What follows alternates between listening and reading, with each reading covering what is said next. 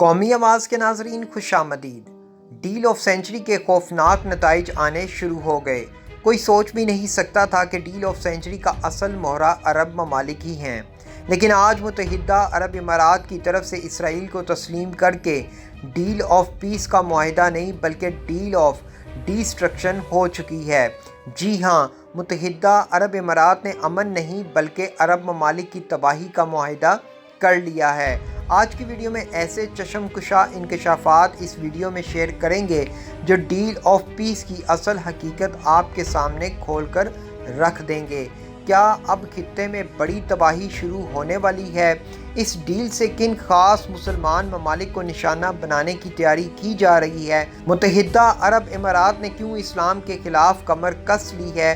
امریکہ اسرائیل کا اصل ٹارگٹ کیا ہے؟ آج کی ویڈیو میں انتہائی اہم معلومات آپ سے شیئر کرنے جا رہے ہیں۔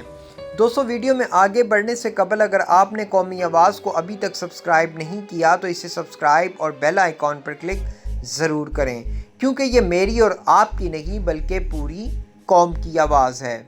ڈیل آف پیس نہیں بلکہ مسلم ممالک کی تباہی شروع ہو چکی ہے۔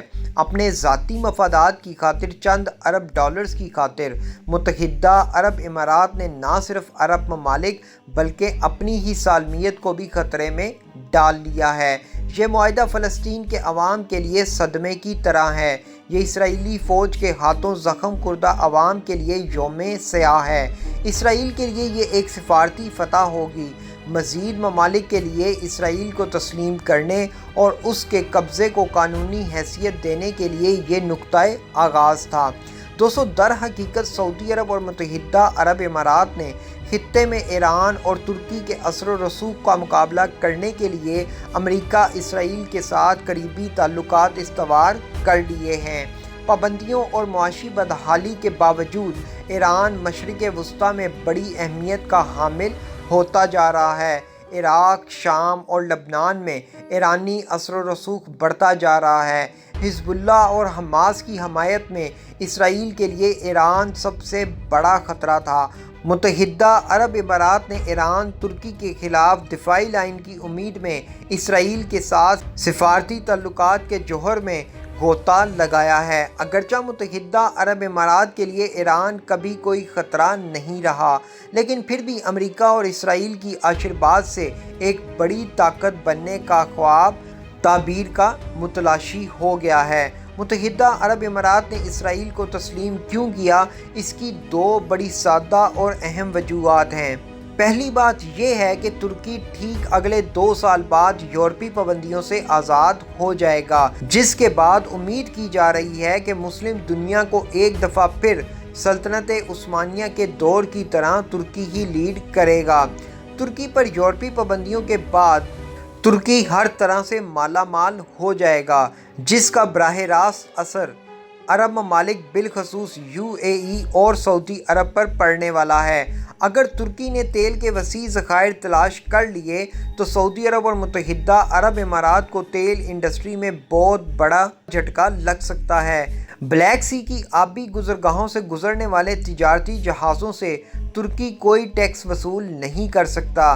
جیسے ہی ترکی 2023 میں یورپی پابندیوں سے آزاد ہوگا تو عرب ممالک سمیت دنیا کے دیگر ممالک کو اپنے جہاز ترکی کے سمندری راستے سے گزارتے وقت ایک بھاری ٹیکس ادا کرنا پڑے گا، جس کی تکلیف آج عرب ممالک مبصرین کا کہنا ہے UAE کی طرف سے اسرائیل کو تسلیم کرنے کی ایک بڑی وجہ ترکی اور ایران کو ترقی سے روکنا ہے، کیونکہ اگر ترکی معاشی اعتبار سے مضبوط ہوتا گیا تو یقینی طور پر ترکی اپنے دفاع کی مضبوطی کے لیے ایک بڑی رقم خرچ کرنے کی پوزیشن میں آ جائے گا، اور اگر ترکی کا دفاع عرب ممالک کے مقابلے میں زیادہ مضبوط ہو گیا تو پھر عرب عیاش حکمرانوں کا حال بالکل ایسے ہی ہوگا جیسے دھوبی کا کتا گھر کا نہ گھاٹ کا۔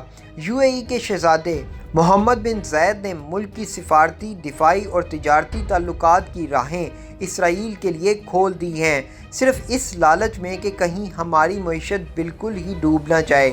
یہاں یہ بات زیادہ حیران کرنے والی نہیں کہ اسرائیل کے ساتھ امن معاہدے کے فوراً بعد ہی امریکہ نے متحدہ عرب امارات کو جدید F-35 جیٹ طیاروں کی فروخت کا اعلان کر دیا ہے۔ یہ ایک وقتی فائدہ ہے۔ متحدہ عرب امارات ایک ایسا امیر ملک ہے جس میں تیل اور بڑے پیمانے پر تجارت کے مواقع موجود ہیں۔ متحدہ عرب امارات اور اسرائیل کے مابین تجارت صرف $3 ملین ہے، جو اب بڑھ کر $350 ملین ہو جائے گی۔ اسرائیل کو امریکہ نے دفاع اور جنگ میں جدید ترین ٹیکنالوجی فراہم کی ہوئی ہے، جو اب متحدہ عرب امارات کے ساتھ بھی شیئر کی جائے گی۔ مزید یہ کہ اسرائیل یہودی کاروباری بلاک کا مرکز ہے، جو متحدہ عرب امارات کے لیے نئے مواقع پیدا کرے گا۔ متحدہ عرب امارات ہتھیاروں اور ٹیکنالوجی کی ایک نئی رینج کی بھاری ادائیگی کر سکتا ہے۔ اسرائیل ضرورت کا سامان مہیا کرنے کے لیے ہمہ وقت متحدہ عرب امارات کے لیے تیار رہے گا۔ علاقائی طاقت کو یقینی بنانے کے لیے فلسطین کی حیثیت کو پس پش ڈال دیا گیا ہے۔ اس امن معاہدے کے نتیجے میں اسرائیل عارضی طور پر اسرائیل میں فلسطینی سرزمین کا الحاق معطل کر دے گا۔ یہاں قابل ذکر بات یہ ہے کہ اس معاہدے میں لفظ عارضی طور پر زور دیا جاتا رہا ہے، جب ایک فلسطینی شخص سے متحدہ عرب امارات اور اسرائیل کے مابین سفارتی تعلقات کو معمول پر لانے اور امن معاہدے کے بارے میں پوچھا گیا تو اس نے افسردہ نگاہوں سے کہا، ہماری پیٹھ میں چھرا گھونپا گیا ہے۔ مصر اور اردن کے بعد متحدہ عرب امارات تیسرا ملک ہے جس نے ریاست اسرائیل کے ساتھ سفارتی تعلقات استوار کیے اور اسے قانونی حیثیت دی ہے۔ فلسطینیوں کا مذاکرات میں کوئی حصہ نہیں تھا۔ متحدہ عرب امارات کی طرف سے کیا گیا بہانہ یہ ہے کہ معاہدے کے نتیجے میں اسرائیل عارضی طور پر مغربی کنارے کے الحاق کو معطل کر دے گا۔ ایک امیر مسلمان عرب ملک کی طرف سے معاہدہ اور تعلقات کو معمول پر لانا غزہ اور فلسطین کے لیے ایک بہت بڑی سفارتی ضرب ہے۔ متحدہ عرب امارات کو اس حوالے سے دلکش مراد کے ساتھ دباؤ سے بھی رام کیا گیا۔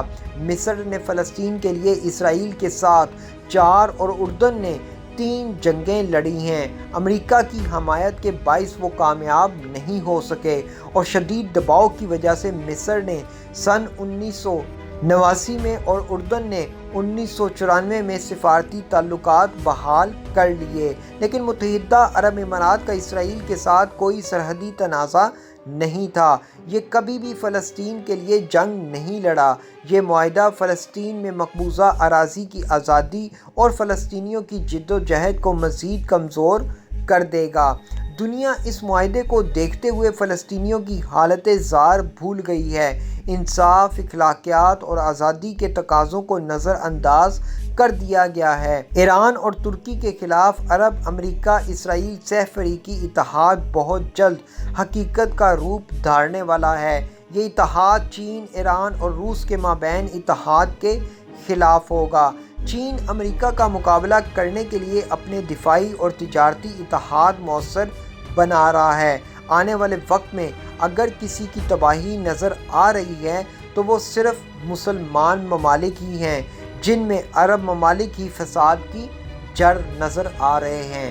ایسی مزید معلوماتی ویڈیوز دیکھنے کے لیے قومی آواز کو سبسکرائب اور بیل آئیکن پر کلک ضرور کریں، کیونکہ یہ میری اور آپ کی نہیں بلکہ پوری قوم کی آواز ہے۔